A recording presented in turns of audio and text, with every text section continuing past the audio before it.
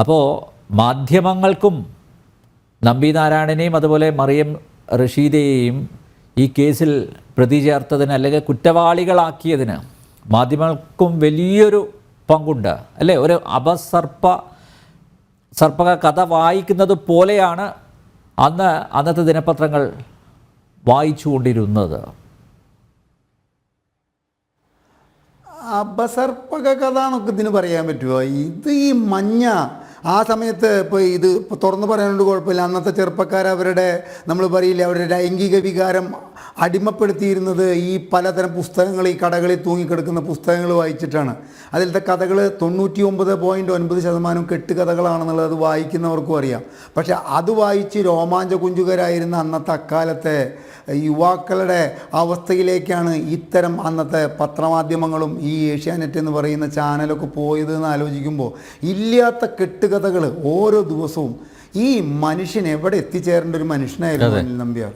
നമ്മുടെ ഈ ISRO എന്ന് പറയുന്ന പ്രസ്ഥാനത്തിൻ്റെ ഒരു പക്ഷേ ഇന്ന് അദ്ദേഹത്തിന് ശേഷം വന്നിട്ടുള്ള പല ജൂനിയേഴ്സും അതിൻ്റെ തലവന്മാരാവുന്നത് കാണുമ്പോൾ ഞാൻ പലപ്പോഴും ചിന്തിക്കാറുണ്ട്, ഈ മനുഷ്യൻ ഇതൊക്കെ ആവേണ്ട ഒരു വ്യക്തിയെ ഇത്തരം ഒരു കേസിൽ കുടുക്കിയിട്ട് ഇനി അതവിടെ നിൽക്കട്ടെ, അദ്ദേഹത്തെ ക്രൂരമായി പീഡിപ്പിച്ച കാര്യം, അദ്ദേഹത്തെ ഒരു ബെഞ്ചിൽ കിടത്തിക്കൊണ്ട് ഉരുട്ടിയ കാര്യമൊക്കെ അദ്ദേഹം എഴുതിയത് വായിച്ചിട്ട് ഞാൻ ഒരു എക്സാജറേഷനും അല്ല പറയണത്.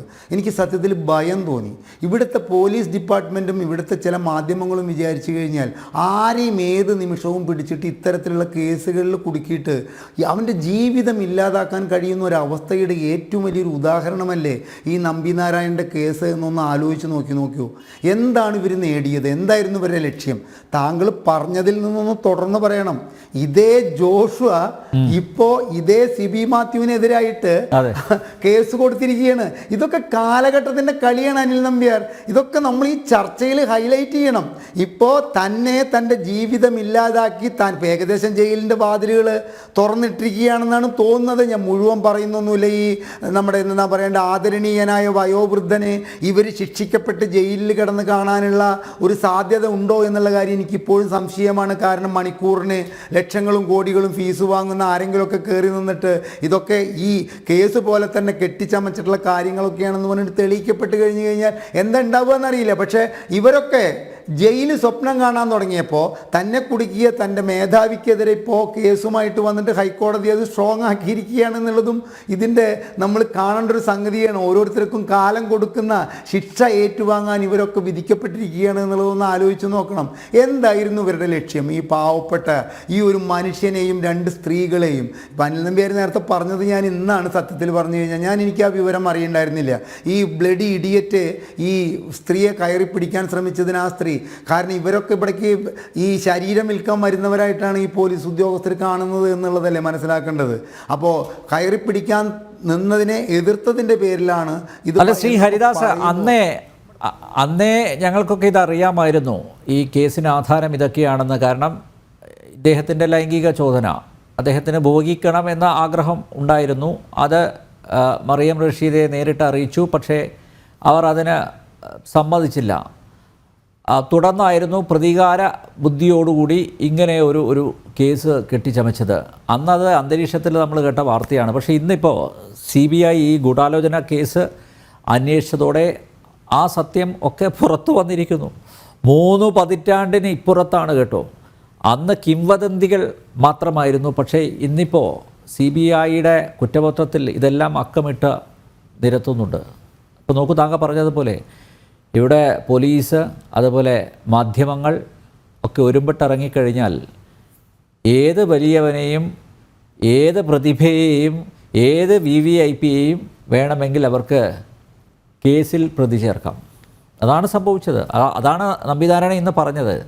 അതായത് ഇത് police atrocity against an individual. അപ്പോൾ ഒരിക്കലും ഒരു സാധാരണക്കാരൻ പോലീസിന് എതിരെ നിയമയുദ്ധത്തിന് തയ്യാറാവില്ല. കാരണം അതിൻ്റെ ഭവിഷ്യത്തുകളെക്കുറിച്ച് നന്നായിട്ട് അറിയാം. ഒരുപക്ഷെ കൂടുതൽ കേസുകൾ കെട്ടിച്ചമച്ചെന്ന് വരാം. പക്ഷേ ഇദ്ദേഹം ഫൈറ്റ് ചെയ്തു.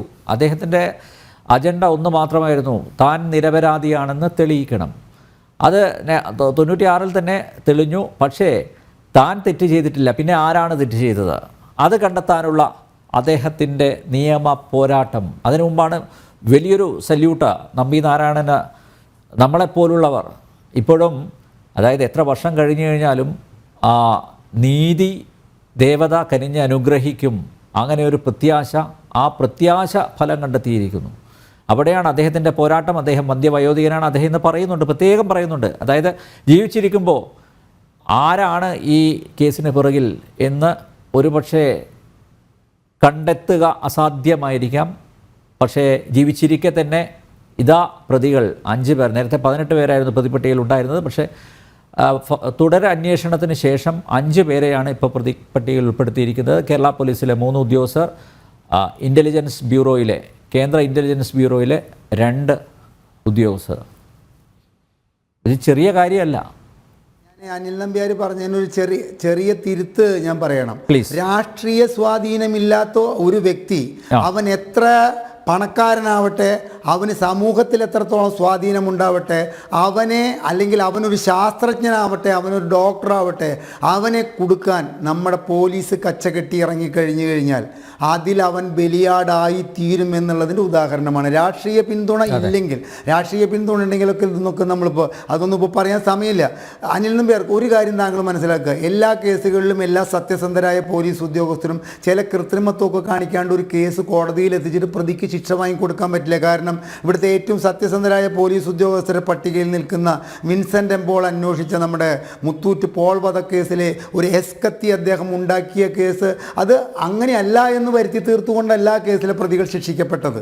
അദ്ദേഹം പിന്നീട് അതിനെ കുറിച്ചിട്ടൊന്നും പറഞ്ഞിട്ടില്ലെങ്കിലും ഒരു പ്രതി ചെയ്ത കൊലപാതകത്തിന് ഉപയോഗിച്ച ഒരു ആയുധം കൃത്രിമമായി ഉണ്ടാക്കപ്പെടേണ്ട ഒരു സാഹചര്യം നിലനിന്നു എന്ന് പറയുന്നുണ്ട്. പറഞ്ഞു കേട്ടതിൻ്റെ നമുക്ക് അതിൻ്റെ സത്യസ്ഥിതി അറിയില്ല. അദ്ദേഹം അത് നിഷേധിച്ചിട്ടുമില്ല, ഒന്നുമില്ല. പ്രതിയാണത് പറഞ്ഞത്, എൻ്റെ വീടിൻ്റെ കട്ടിലിൻ്റെ അടിയിൽ കൊടന്നു വെച്ചതാണെന്നുള്ളതൊക്കെ എന്തോ ആവട്ടെ. അപ്പോൾ ഇത്തരത്തിലുള്ള ചില വിട്ടുവീഴ്ചകൾ ചെയ്യാണ്ട് ഇവിടുത്തെ പ്രതികൾ ശിക്ഷിക്കപ്പെടില്ല. പക്ഷേ ഇവിടെ സംഭവിച്ചിരിക്കുന്നത് എന്താണ്? ഇവിടെ ഈ പാവപ്പെട്ട മനുഷ്യന് വേണ്ടിയിട്ട് ഉണ്ടാക്കപ്പെട്ടിട്ടുള്ള കൃത്രിമമായ തെളിവുകൾ എത്രയാണ്. ഈ IB ഓഫീസർ, ഈ ശ്രീകുമാർ എന്ന് പറയുന്ന വ്യക്തി വാചാലനാവുന്നുണ്ട്. അദ്ദേഹം ഈ യൂട്യൂബ് ചാനലിലൊക്കെ അദ്ദേഹത്തിൻ്റെ ഇത് കേട്ട് കഴിഞ്ഞ് കഴിഞ്ഞാൽ അദ്ദേഹത്തിന് അറിയില്ലേ, സംസ്ഥാന പോലീസിൻ്റെ കസ്റ്റഡിയിലുള്ള ഒരു വ്യക്തിയെ വന്നിട്ട് ചോദ്യം ചെയ്യാൻ പാടില്ല എന്നുള്ള ഒരു വിവരം പോലും അദ്ദേഹത്തിനില്ല. ഇത്രയും വിവരദോഷിയായ ഒരാളാണോ ഈ IB വരയ്ക്ക് എത്തിയിട്ടും? അതുമാതിരി തന്നെ എൻ്റെ ഓർമ്മ ശരിയാണെങ്കിൽ ഇദ്ദേഹം ഗുജറാത്തിലെ DGP ആയിരുന്നിട്ടുള്ള വ്യക്തിയാണെന്നാണ്. അപ്പോൾ എന്താണ് ഇവിടെ ആ കാലഘട്ടത്തിൽ നടന്നത്? ഒരു എന്താ പറയുന്നത്, രാഷ്ട്രീയ പർവ്വതം എന്ന് വിശേഷിപ്പിക്കപ്പെടാവുന്ന ഒരു മുഖ്യമന്ത്രിയുടെ രാജിയിലേക്ക് വരെ എത്തിച്ച ഈ സംഭവത്തിലൂടെ നമ്മുടെ കേരളത്തിലെ ഇതിന് മെനഞ്ഞെടുത്ത കഥകൾ എന്തിനു വേണ്ടിയായിരുന്നു? ഒരുപാട് ചോദ്യങ്ങൾ അവശേഷിപ്പിച്ചുകൊണ്ടാണ് ഇന്ന് ഈ CBI ഈ കുറ്റപത്രം സമർപ്പിക്കപ്പെട്ടിരിക്കുന്നത്. നമ്മളെയൊക്കെ സംബന്ധിച്ചിട്ട് ഇത് ഞാൻ നിർത്തുകയാണ് അനിൽ നമ്പ്യാർ, നമ്മളെയൊക്കെ സംബന്ധിച്ചിട്ട് ഇത്രയേ ഉള്ളൂ. ഈ വന്യവയോധികനെ, ഈ ആദരണീയനായ ഇന്ത്യയിൽ ഏറ്റവും ആദരിക്കപ്പെടേണ്ട വ്യക്തി എന്ന് ഞാൻ മുദ്ര കുത്തുന്ന, അതെൻ്റെ വ്യക്തിപരമായിട്ടുള്ള കാര്യമാണ് കേട്ടോ, ആ വ്യക്തിക്ക് ഇവർ ശിക്ഷിക്കപ്പെടുന്നത് വിചാരണ കോടതിയിലെങ്കിലും കാണാനുള്ള അവസരം ഉണ്ടാക്കണേ എന്നുള്ള ഒരൊറ്റ പ്രാർത്ഥന മാത്രമേ ഞങ്ങളെപ്പോലുള്ളവർക്കുള്ളൂ.